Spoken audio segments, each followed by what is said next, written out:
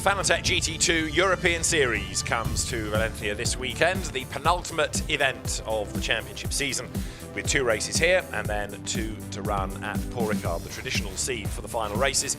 Qualifying is about to get underway. We're a little bit behind schedule this morning because of a drama in one of the earlier support race qualifying sessions, but in very mild, very warm, slightly humid conditions, the cars are assembling, ready to venture down the pit lane out on track.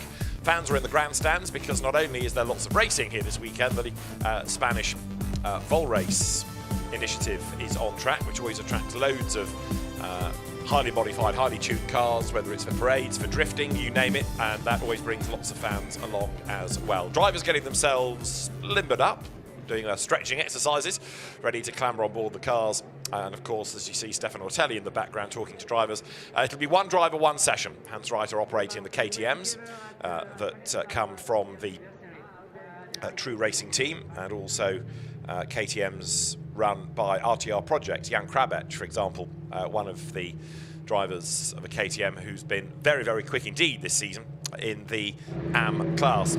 So everybody rolling down the pit lane. The fast lane is open. The session will go live in round about 3 minutes time, and Q1 20 minutes, and then if you have a co-driver, it's not mandatory, but if you do, then you change in the break, and then the second session gets underway to determine the grid for tomorrow's race. The races themselves 50 minutes in duration, mandatory pit stops, and there you can see the KTM at the end of the pit lane, the car that is to be shared by Nicholas Salins and Stefan Rossina, his co-driver this weekend. Porsche's on the grid, which is good to see because they've floated in and out of the series of late, but Mantas Janovicius joins Aurelius Ristica in the Porsche. Aurelius Ristica returning to Porsche because he ran Porsche in year 1, Audi last year, and has gone back to Porsche, but also with a different co-driver in Mantas Janovicius. And Aurelius Ristica has been very, very unlucky in the past in this. He's come close to good results, but never had a victory, and maybe this weekend that might just change, you never know. Also in the entry, Henri Hassad, who joins Anthony Beltoise. Henri Hassad, last year's champion, and Sedi Samini sharing with Klaus Angerhofer. A very significant KTM though this weekend is the True Racing number 17 entry. Hubert Trunkenpolz shares with Dani Pedrosa. So you've not just got Valentino Rossi here, there's Dani Pedrosa as well. We've seen him in Lamborghini Super Trofeo in the past, but Dani Pedrosa is somebody else with a tremendous pedigree on 2 wheels, and he'll be another driver to look for. He's been a very successful MotoGP rider here, and he's in the MotoGP Legends Hall of Fame. So Dani Pedrosa, another driver starting a career in car racing, and has been exploring different cars, different championships as he tries to work out in which direction he's going, rather than, if you like, jumping in at the deep end, a bit like Valentino Rossi did in a very high-profile way in GT3. Mattia Di Gusto there stands alongside the car that he shares with Stefan Rattel. They had a podium at Portimao, and Stefan Rattel will do driving duties in Q1. Henri Hassad and Anthony Beltoise won the opening race at Monza. Peter Gulings and Bert Langin the second.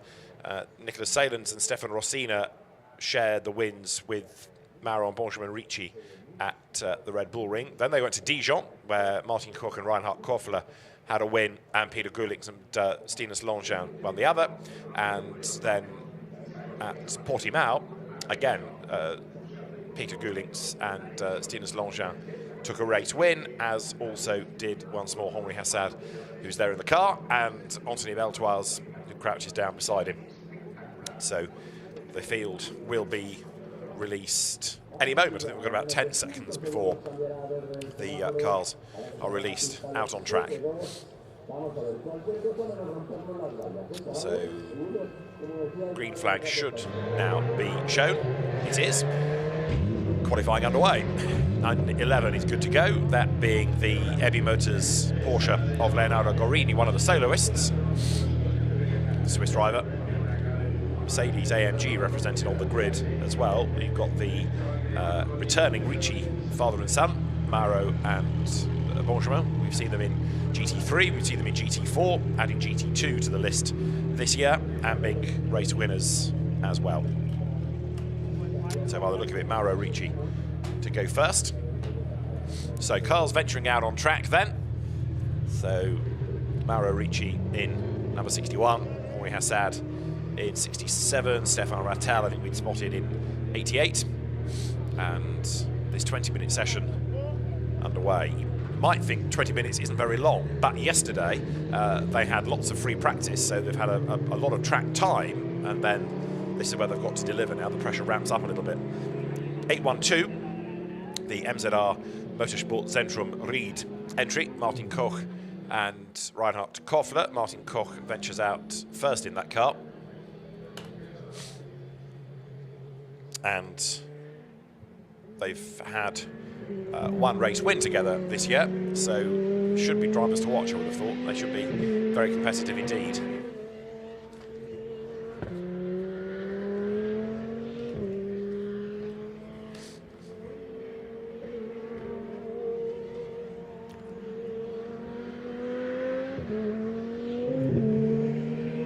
So Nicholas Salens will be one candidate for pole position, I would have thought.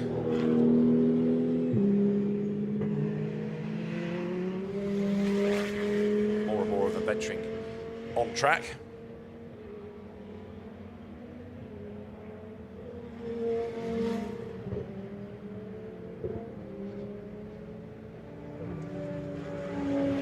So the first car onto a flying lap is going to be Martin Koch.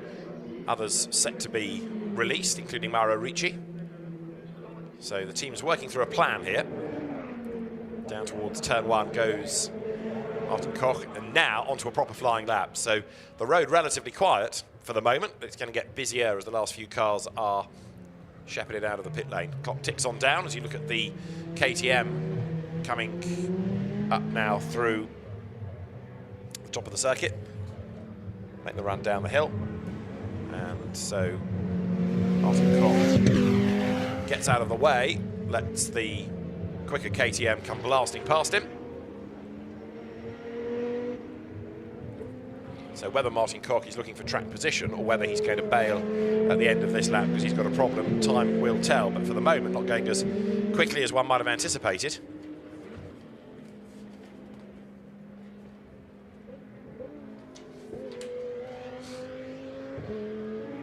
But Nicholas Salens is on a mission, I think, in contrast. So he's going for a time. And the KTM up towards the end of the lap. Henri Hassad slightly out of sequence, but he now goes. Audi with that very distinctive engine note making its way down the pit lane, as there is the Stefan Rattel Mathieu Di Giusto car, and into the pit lane comes Stefan Rattel. So he's had a sighting that, but comes in.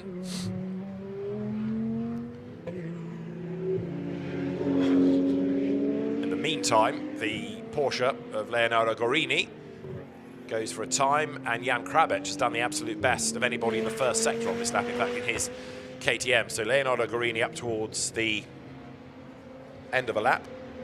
Coming up now out of turn 12.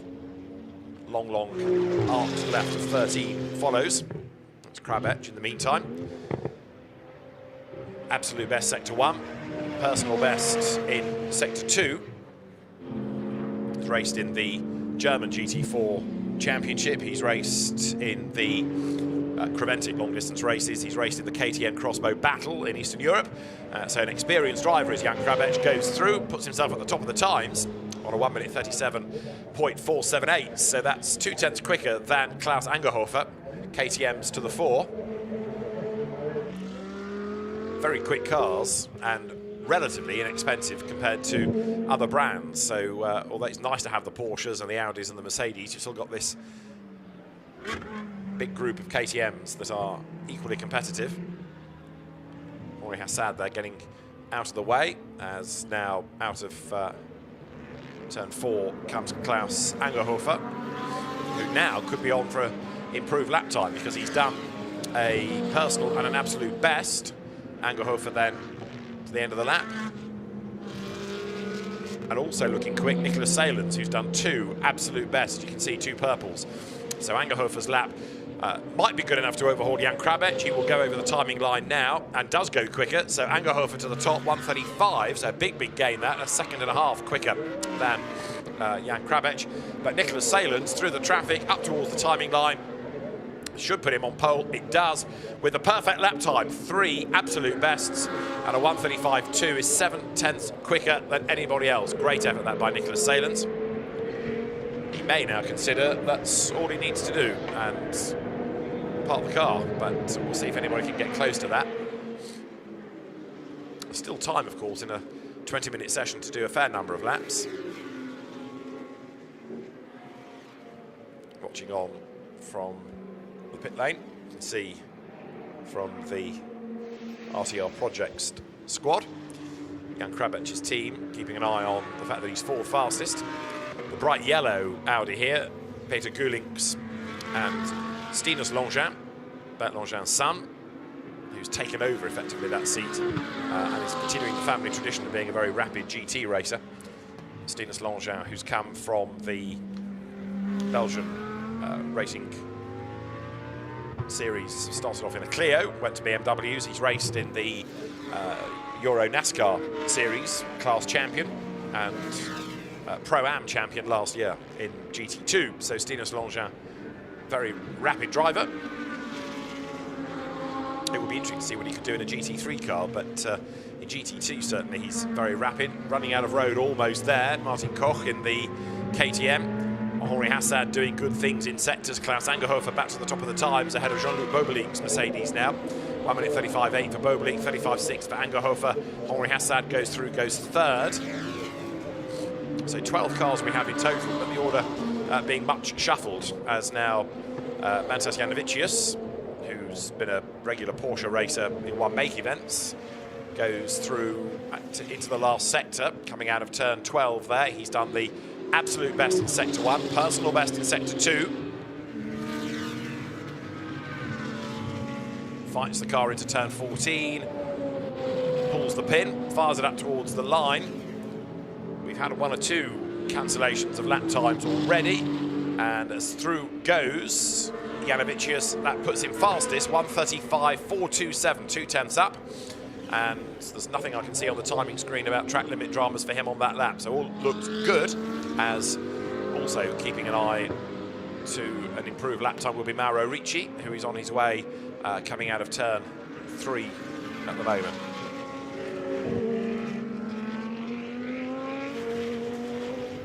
Henri Hassad now pressing on. He's done an absolute best in the first sector, which brings you out of turn 2, the hairpin at the top, short first sector, and then the middle sector has an awful lot more in it. So it's the middle sector, if you can deliver, that's going to give you a good lap. And because it's a long sector, you do often see people lose a fraction of time but still pull back a good lap, because sectors 1 and 3 balance it out. Over the line goes Hassad, down in the middle, but goes quickest overall then, moves himself ahead of Jean-Luc Bobelic, and he's into the 34s now, 1:34R he was, because that lap was cancelled for track limits. So briefly we had a lap in the 1:34s, but Henri Hassad has had the lap taken off him, and so Nicholas Salins goes back to the top of the times, 1:35.006 then. Yellow flag in the middle sector. Just looking out of the window to see if we can work out why. Goes away again, so somebody briefly off the road and back on again. Jean-Luc Bobelic presses on. Here, though, is the Audi number 1 of Peter Gulick. It's currently the slowest, but I can't imagine it's going to end the session there. Jean-Luc Bobelic way up the curb. Jean-Luc, very experienced driver, whether it's been in one-make Renaults or GT3 and GT4 cars most recently, but coming mid-season across to try GT2, rather enjoying himself as well. Shares the car with Ludovic Badai. Normally Jim Pla, but Jim's on GT3 and Lamborghini duty. Probably thought that was enough. Ludovic Badai, very quick Formula Renault racer a few years back. Over the line comes Jean-Luc Bobelic then. Puts him second fastest, or keeps him second fastest, but with a better lap time, 35.034. So he went quicker but stays second in the order. Henri Hassad in the meantime comes up towards the end of the middle sector, where he again loses a little bit of time. Comes up through turn 12 now, that right. This is the left of 13 that slightly rises and goes on and on and on. And then you drop down the hill, and turn 14 is a sharper corner onto the pit straight. Bit of a twitch there from Hassan's Audi. I said a yellow flag had been briefly shown. It was for Stefan Rattel, who was out and back at turn 8, we understand. Over the line goes Hassan then, and that lap stays. Puts him 8th fastest, but wasn't a very quick one in the end. There is the LP Racing squad having a look as Stefan Rattel's car down in the middle sector, but Mattia Di Giusto, who is his co-driver, watches on there in the pit box.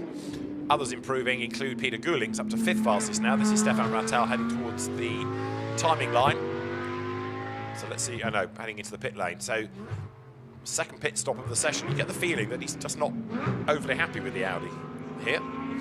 Yesterday's running, when there was the free practice and test sessions, quite wet. So maybe drivers are still trying to find the absolute optimum for a dry setup for the cars now.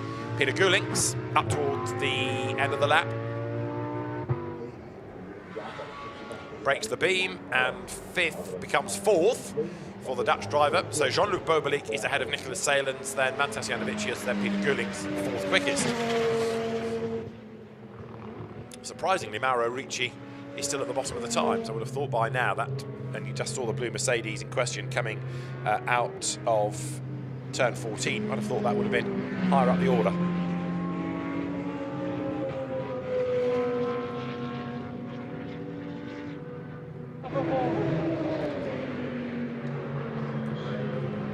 There are cars based on the results of Portimao that have to make longer pit stops. So the standard pit stop is 116 seconds, but then the successful crews from the races at Portimao have slightly longer, so 89. Jan Krabec, he cops an extra 14 seconds, and 911 of Leonardo Guarini gets an extra 10. And in Pro-Am, the #1 Audi, Peter Gullings and Stinus Longchamp, that has 10 seconds. Henri Hassad has 7. And the True Racing, Nicholas Salins and Stefan Rossina, KTM, has an extra 5. Jan Krabec is an accumulation of pit stop success to give him the 14. So into the second half of the session, 1 or 2 might bail early just to get the second driver on board, get them settled, ready for their qualifying session. And this in super slow-mo is Mantas Janowicius in the Porsche, pressing on, and then back at normal speed, comes to the next corner, slow it down again, see how he rides the curb on the inside, how the load goes through the car, how the suspension works, and how Janowicius then accelerates out of the corner the other side, presses on, and he's 4th in the times, the Lithuanian driver. Henri Hassad, in the meantime, looks like he's on for pole position here. 2 personal bests, 2 absolute bests, and a corner to go up towards the line. So purple, and at the start of the lap, he was a long way back, 9th. Goes fastest with the ideal lap. 3 purple sectors, and not seeing anything on the timing screen to suggest that that's going to disappear. Bit ragged at turn 1, but he held on to it. Behind, coming out of the pit lane, Martin Koch.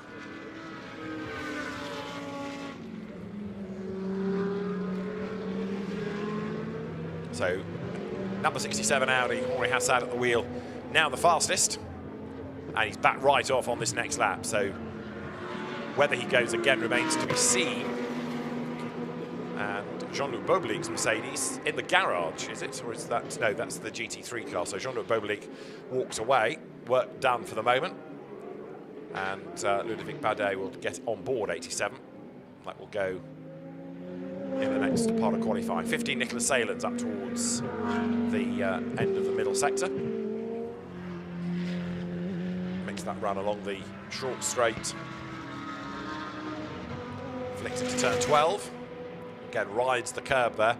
The Valencia circuit, like many, has a lot of motorcycle racing activity, so therefore you have those very low flat curbs which do invite people to take a few more liberties.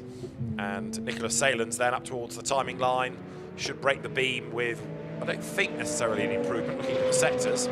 No, stays third, but stays out. Heads into turn one, which is the scene of a big drama in the Lamborghini qualifying earlier on. Jean-Luc Bobelic then on the right as you look in the overalls is done. Talks to the Acodis ASP team, talks to Ludovic Badet, who is getting dressed, ready to go again. And that car, second in the times. That's a good effort by Jean-Luc Bobelic, who in the past, as rather with respect to him, tended to rely on the pace of a very quick co-driver like a Jim Pla, but proving he can deliver nonetheless. Jean-Luc Bobelic doing a good job. So Hassad has pitted from pole, Bobelic pitted from second, and 3 3/4 minutes are on the clock here as the session comes towards an end. Mantas Janavicius has dropped to 5th, but goes through and stays 5th, in fact, on that lap.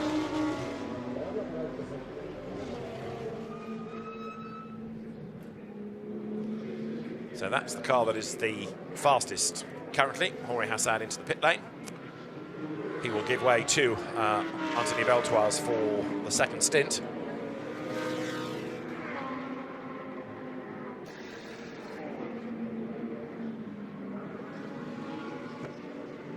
Jorge Hassad is, for the moment, done. Out he gets.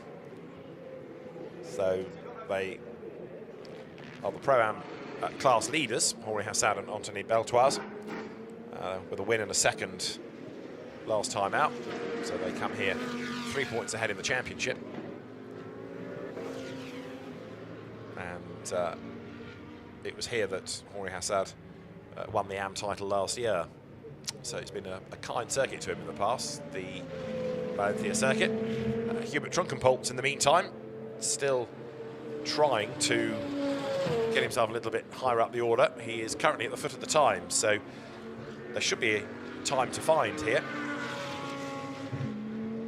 Trunkenpolz being the T in KTM, his uncle, one of the founders of the company, and the former motocrosser and enduro racer on 2 wheels. Hubert Trunkenpolz down the pit lane, so not improving, and making one wonder whether all is well with that car, because you wouldn't necessarily expect him to be at the back, nor, having said that, would you expect Jan Krabach only to be 11th. That's where he is at the moment.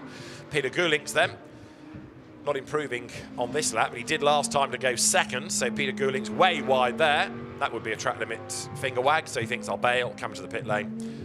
Nothing to achieve, can't go any quicker anyway, and get the car turned around ready for Stinus Longchamp to take over.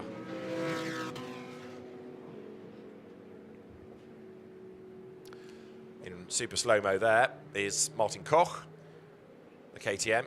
Works well in those green colours. And the MZR car riding the curb. See the lights shaking, the bodywork flapping. Everything looks so exaggerated sometimes in the super slow-mo. When it's at normal speed, you barely notice. When it's slowed right down like that, and you can see everything happening, it really does exaggerate it. So here is the end of the lap. Martin Koch did a personal best in the first sector. Goes through. And that's the improvement. So 8th fastest at the end of the lap, Martin Koch. Puts him ahead of Gorini, Rattel, Krabach and Trunkenpolz. And Jan Krabach is back on track and looking quick, and it needs to be, because it's just not gelled this session thus far for him. Krabach did retire from one of the 2 Portimao races, which rather hurt the championship aspirations.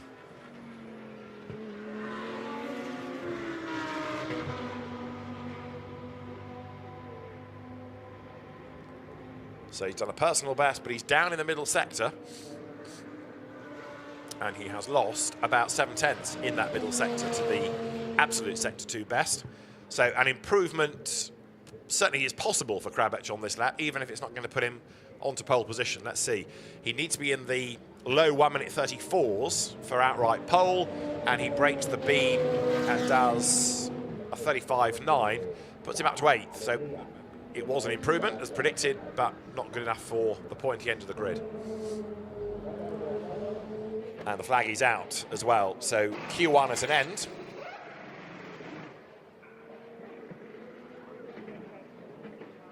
A new set of Pirellis going on the cars in the pit lane, ready for the second driver, although Krabach, of course, will stay on board, as also will Leonardo Gorini. They're the 2 soloists that we have in the GT2 European Series.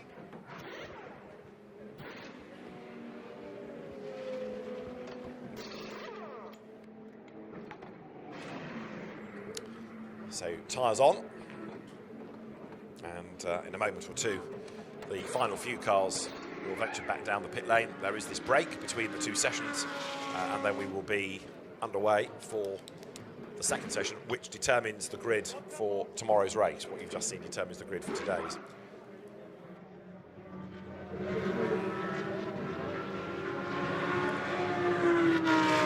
So Peter Gulink's the last significant improver, up to second. Martin Koch here has taken the flag and improved, as we'd seen, 8th last time around.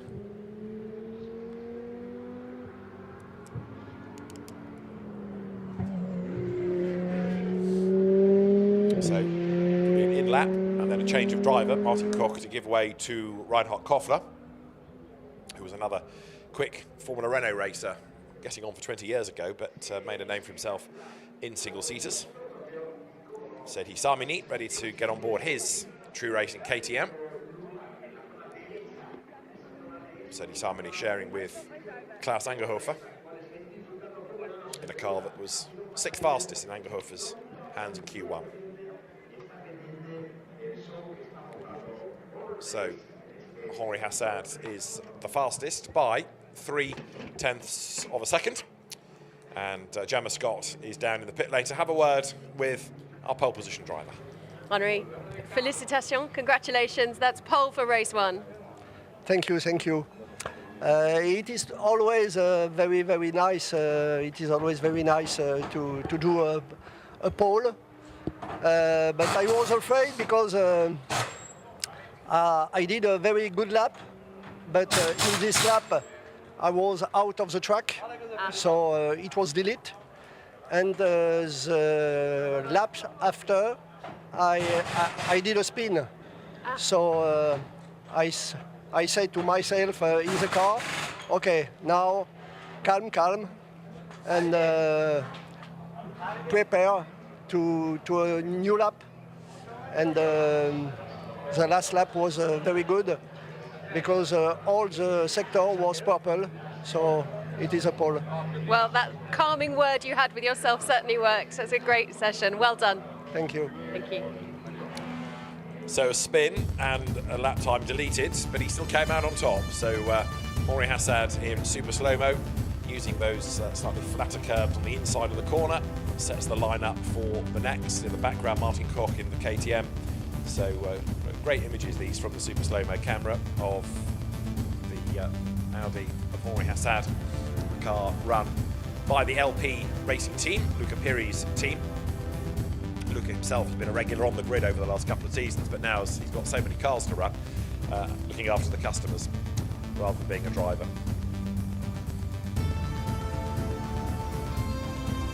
So Henri Hassad starts today's race from pole position, and the time from the start driver another pole position this year.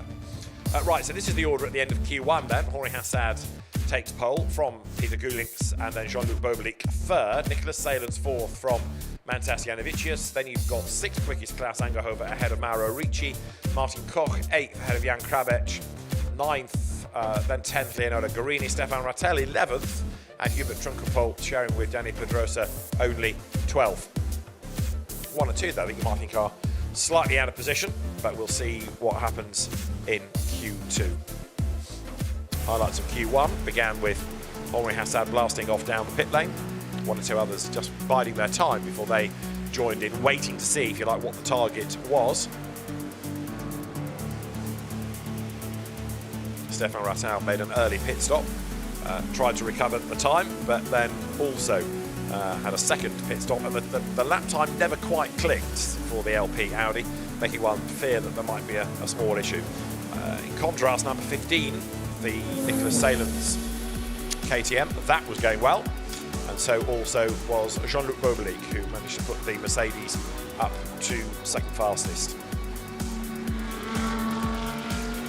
Peter Gulinks eventually got second, away from the Mercedes, and pole position, despite a spin, to Henri Hassad in the Audi, number 67.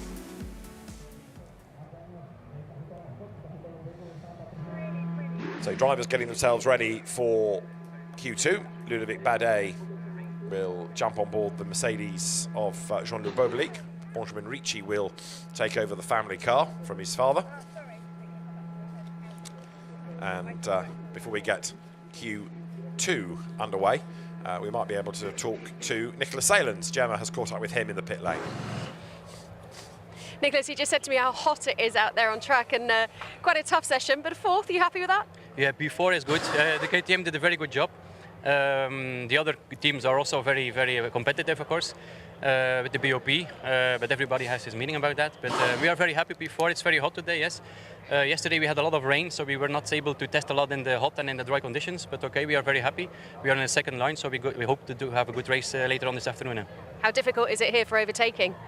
Yeah, it's rather difficult. Also because this morning in the Lambeau Trofeo Cup, there were a lot of cars on the gravel, and there is a lot of gravel on the track. So if you miss a half a meter your line, you can be in the trouble. So you have to be really careful. I just told my teammate to be on the line and to do his best. Excellent stuff. Thank you very much. Thank you very much. Thank you. Nicholas Salen's teammate Stefan Rossinet, who will take over the car. And Nicholas Salins then will start, as you've heard, on the second row of the grid. KTM with its slightly futuristic, almost Group C style shape, but a very rapid proposition in GT2. These cars have notched up lots of wins since the category's birth 3 seasons ago.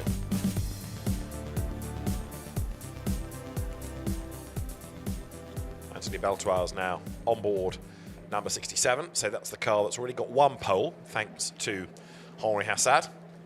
And Anthony Beltois gets ready to go. The son of the late Jean-Pierre Beltois, Grand Prix racer, nephew of François Sévère, Formula 3 racer, and Carrera Cup France triple champion, double French GT champion as well. So an accomplished driver is Anthony Beltois. Peter Gulink's had a good first session, and we can hear from him right now with Gemma. Peter, great session, starting on the front row for the race. Yes, very happy with P2. I couldn't string all the sectors together, but very happy to start next to the poleman, and gives us a good place to make a good race. You said that you couldn't string all the sectors together. What was challenging? It's a very there's a lot of corners here on this circuit, so one little mistake can cost you dearly, and yeah, I just didn't fit all together. Well, hopefully for the race it will do. Thank you very much. Thank you. Peter Gulink's experienced driver these days after 3 seasons of GT2 racing, so it'll be interesting to see how he takes the fight to Henri Hassad in the first of the 2 races coming up this afternoon. The number 1, Anthony Kumpen run, Audi, PK Car Sport the team, Anthony Kumpen the entrant, and Anthony, of course, for many, many years shared cars with Bert Langin, and it's his son, Stinus Langin, who is the second driver with Peter Gulink, so the link remains.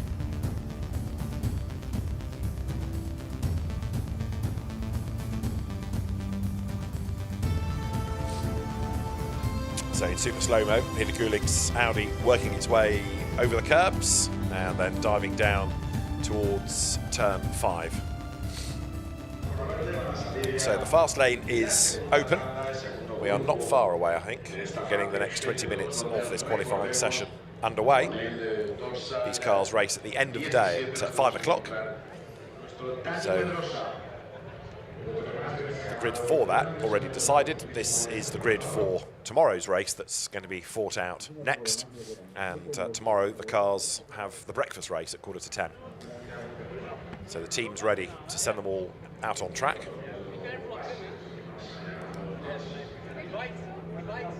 Engines will fire, and then out they will go for a further 20 minutes.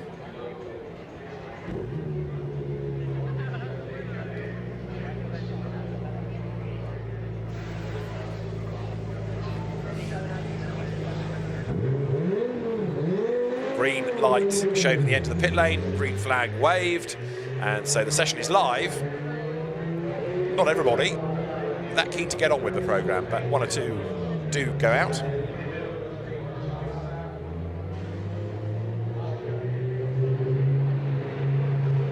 KTMs, I think we found, were first out before. They're doing so again this time around, but the Steenus Longchamp yellow Audi, for example, biding its time, that's yet to go.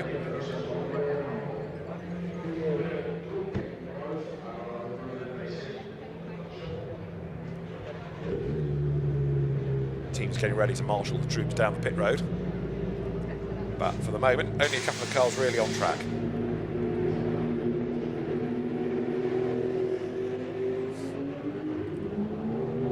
Anthony Beltoire's not going yet. Waiting. Leonardo Guarini goes out. Aurelius Rustica in the background goes out.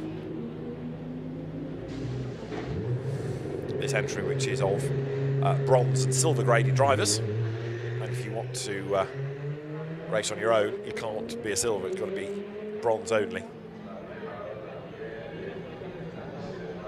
One driver, sadly, that we're missing this weekend, Michael Doppelmayr, who's normally been quite a character, was on the podium in Portimao, helped by Pierre Caffa and also helped by a safety car, but sadly not able to race this weekend. Number 16, Sedi Samini, candidate for the front of the grid, I would have thought.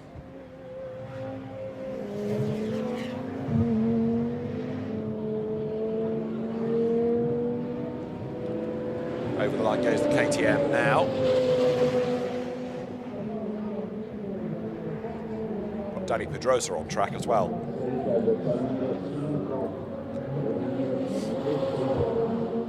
So Pedrosa knows his way around here, and he has raced in Lamborghini Super Trofeo, but not here. I think it's been quite a few years since Super Trofeo came to Anzio, and I don't remember him doing the World Finals event that season.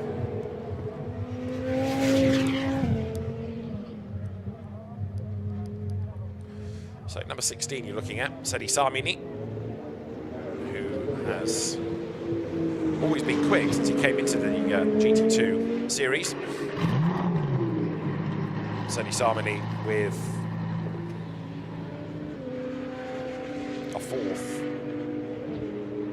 a fifth, I should say, is his best this year, 2 fifth places. One in Austria, one in Portimao.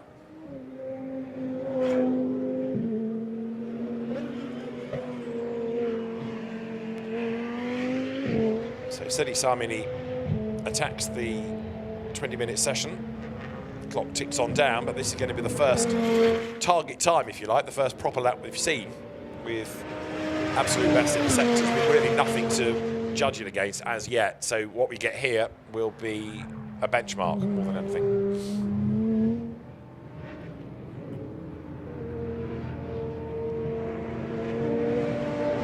Samini goes through, puts a lap on the board.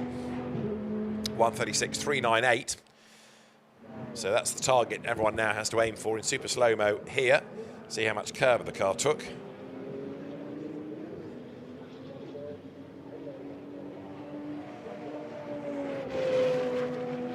But the KTM able to ride those curbs, carry on to do a good lap time.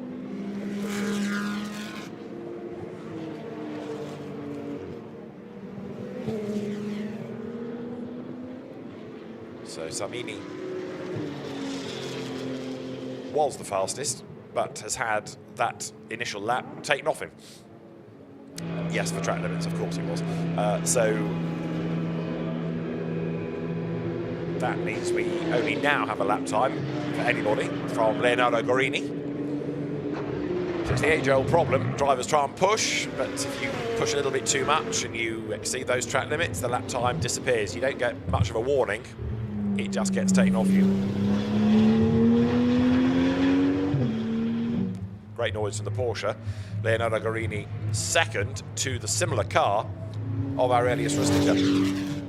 So both Porsches run by Ebi Motors, the Italian team, which has been racing Porsches for probably 3 decades, if not more now, going back to the BPR GT days. Jan Krabec, in the meantime, has suddenly got his KTM well wound up. Didn't look that sparkling in Q1, but right now, pole position beckons, doesn't it, for Krabec as he drops down towards the end of the lap here.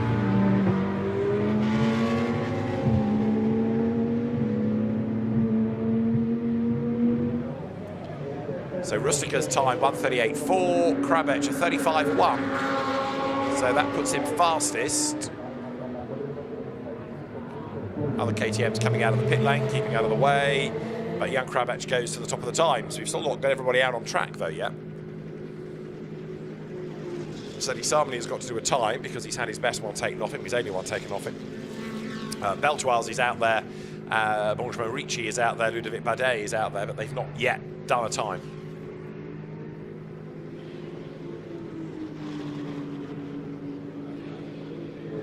Reinhard Kofler just seen as well. He's yet to go.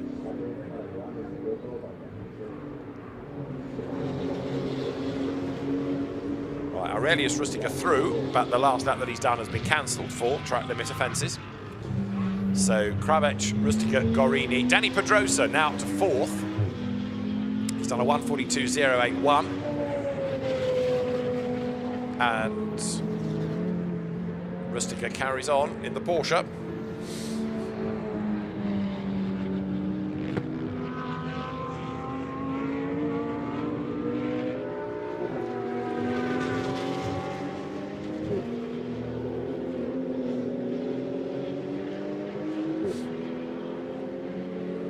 So this needs to be a quick lap from Rustica, but it also needs to be a tidy one and not get the wrath of officialdom again. Danny Pedrosa in the meantime, 3rd fastest. So let's see what the former MotoGP hero can do. Still pushing on.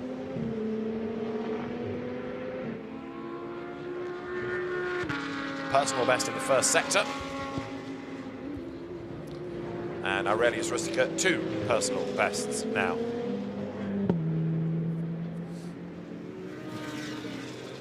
So Krabech, Rustica, Beltoise up to 3rd. Pedrosa, Simoni, Gorini, the 6 that have done times right now.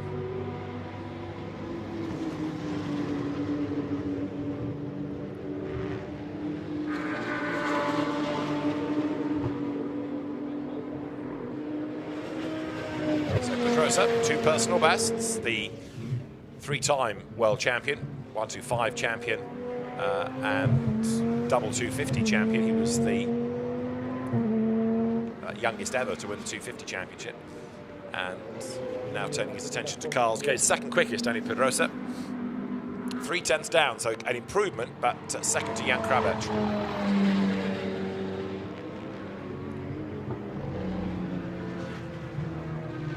Did do selected Lamborghini Super Trofeo races last year.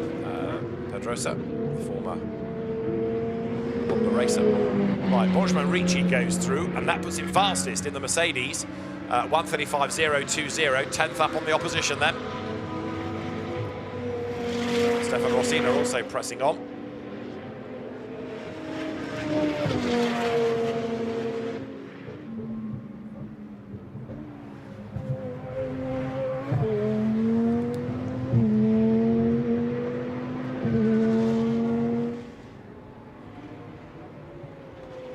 Right, Rosina through, 2nd quickest, and that lap isn't being looked at. That's a good one, therefore. Anthony Beltoise now goes to the top.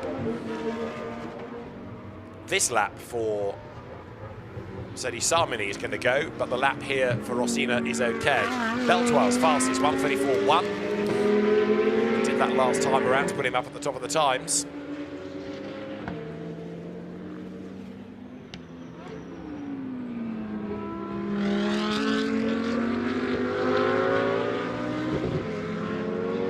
Beltoise, Rosina, Ricci, Krabech, Longin, Gorini, all of which rather pushes down the order to 7th, Rustica, and another improvement has just been offered up. Yeah, Danny Pedrosa back to 3rd, 1:34.798. So Ludovic Badet goes 2nd, and this man, Stefan Rosina, is now 3rd. So he's done an absolute best sector 1. Rosina coming along that short straight now. That brings him from 11 to turn 12, where he'll flick left and then right into turn 13. This seems to go on forever, this part of the circuit. And then hard on the brakes at turn 14 as you drop down the other side.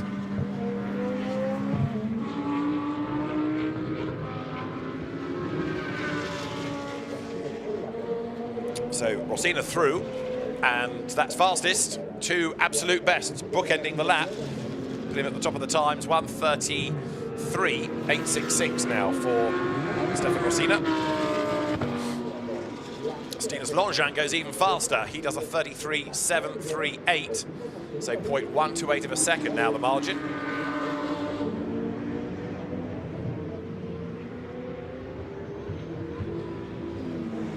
Rossina down a second behind Longchamp, and then Beltoire's Badet, Ricci and Pedrosa ran out the top 6.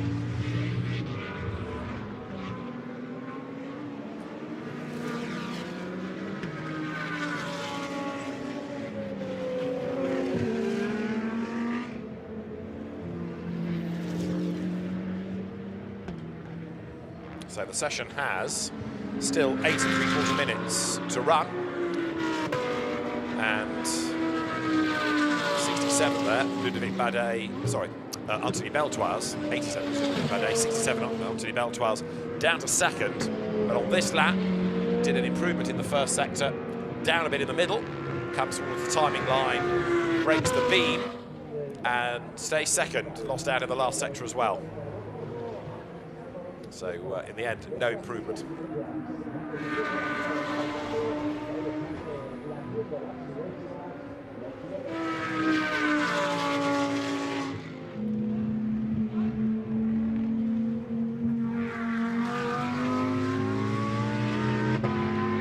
Now this lap for Stinus Longchamp should be pole position, I would have thought.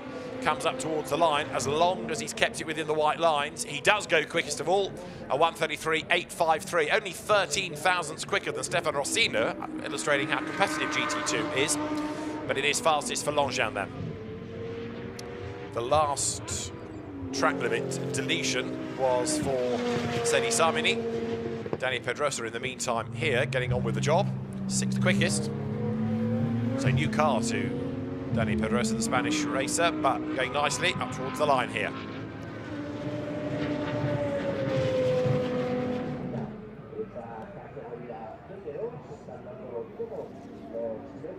Somebody that spent a lot of his career riding Hondas, now with the KTM, but he did ride for KTM in his final years of competition on 2 wheels.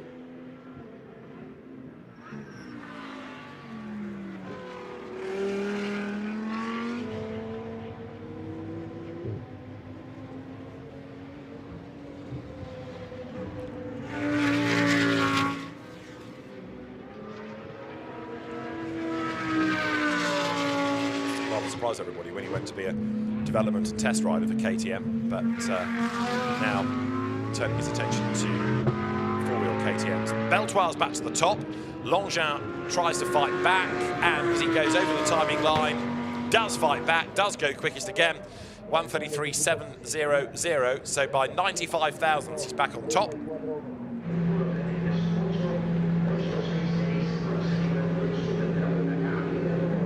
But not for long, because that lap has taken off him.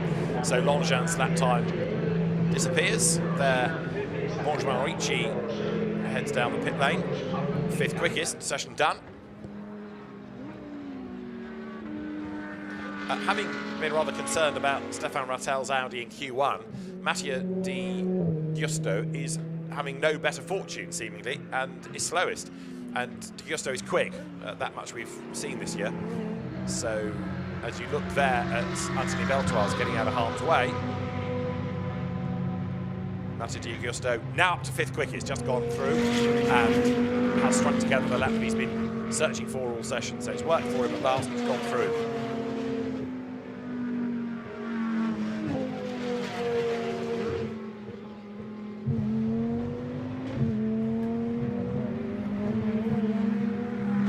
So there, Reinhard Koffler heading up towards the line. This car's flattered to deceive a little bit, really. It's been talked about a lot, but it's not yet really delivered. It has now, goes 2nd fastest. So Reinhard Koffler, race winner this year, up to 2nd, with an absolute, a personal, and then a slightly slower 3rd sector, if you piece the lap together. But with just 5 more minutes on the clock, good effort by Koffler, up to 2nd, and Beltoire's, that's the fastest, is in the pit lane, suggesting that they're done.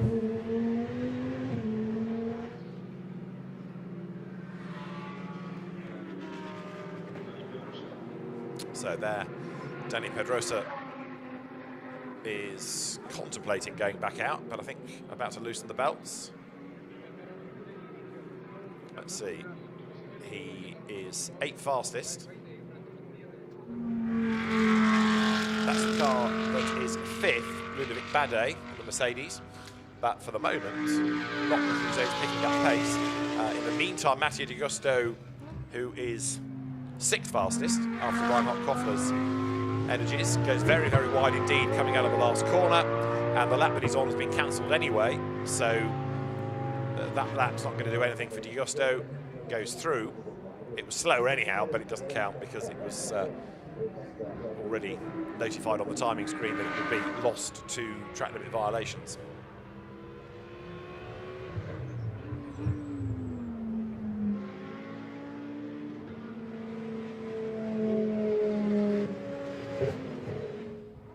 So Reinhard Koffler, down in the 2 sectors that he's achieved on the lap thus far, comes up to the timing line. Is he going to stay out or is he going to pit? He stays out, so he's got another shot at this. 3 more minutes are on the clock. Also staying out, Stinus Longin. So number 1 Audi, 3rd quickest.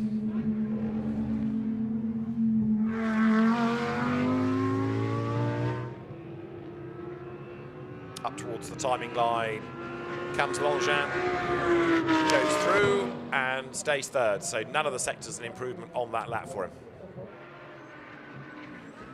Mattia Di Giusto, meantime, 6th fastest and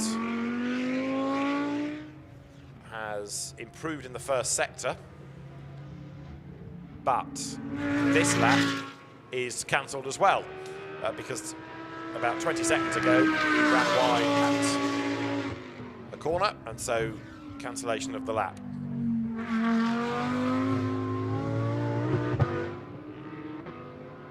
Up towards the line comes Di Giusto. Goes through and stays 6th fastest therefore. Now Koffler, with a road to himself, seemingly, absolute best in the 1st sector. He's coming up towards turn 12 now. Flips through, rattles the curb a little bit, slightly down in that long middle sector, but that's been common of quite a few drivers, to be fair, within the session. And he's got time for 1 more lap at the end of this. So up towards the line comes the KTM. He will break the beam, and the lap time to beat, 33.7. That is a 33.8, so it puts him 2nd fastest, 1:33.813. But again, really good start to the lap, then it kind of ebbed away in sectors 2 and 3.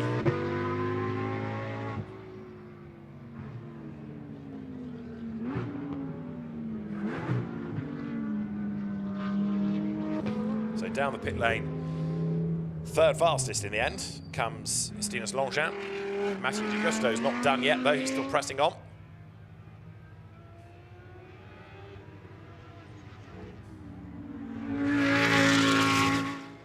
And 2 personal bests. But again, slightly worried about Di Giusto and the track limit situation because more than most, he's losing lap times. Up towards the timing line he comes. So first up is to see what the lap does. And 6th fastest he was, that is a 1:34.016. That would put him 5th. But it doesn't count. So another lap lost, so he stays 6th on the grid. He's got 1 more chance here, 1 more chance. Other drivers sitting in the cars have done. There's no point going back out because there is less than a lap time left in the session now.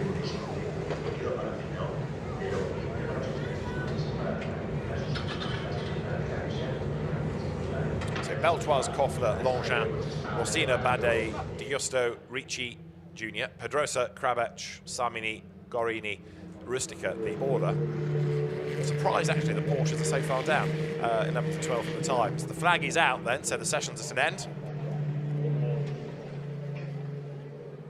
Jorge Hassad there looks on, and we'll be pretty pleased because it illustrates the pace of the Audi, doesn't it? That both he and Anthony Beltoise have been able to put the car onto pole position.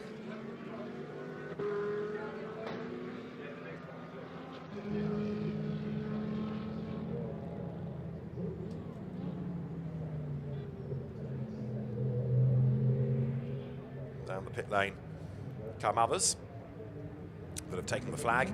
Matteo Di Giusto carrying on, but down in the sector, so no improvement beckons on this lap for him.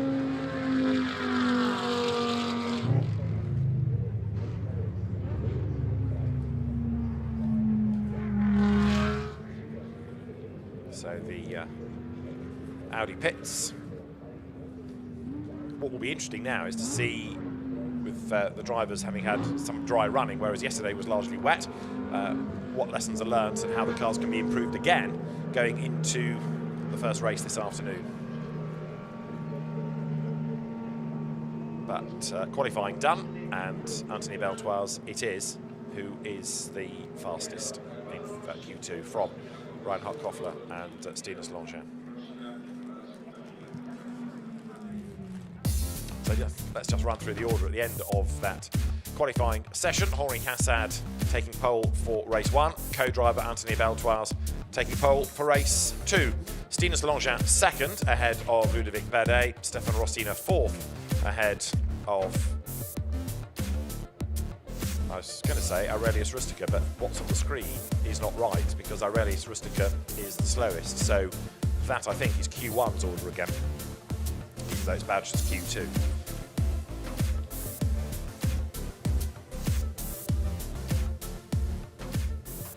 So Anthony Beltoise, the fastest.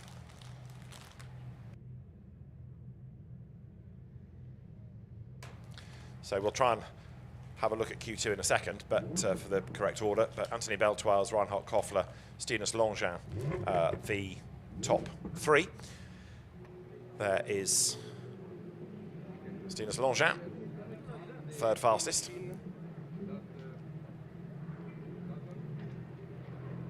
Makes his way down to the team, and a happy man with a second row start for race 2.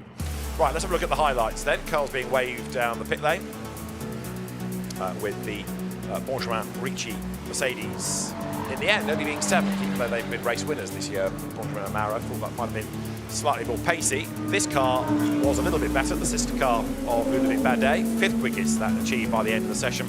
And the KTM of Stefan Rossina, 4th, the former Porsche Super Cup racer. 3rd quickest, Stinus Longchamp, whose last lap did include an absolute best in one of the sectors. 2nd fastest, Reinhard Koffler, his KTM coming good as the session wore on. But there was nothing they could really do about Anthony Beltoise, because he was the man that was the fastest, and that sets us up nicely for race 1 this afternoon here in Valencia. See you later.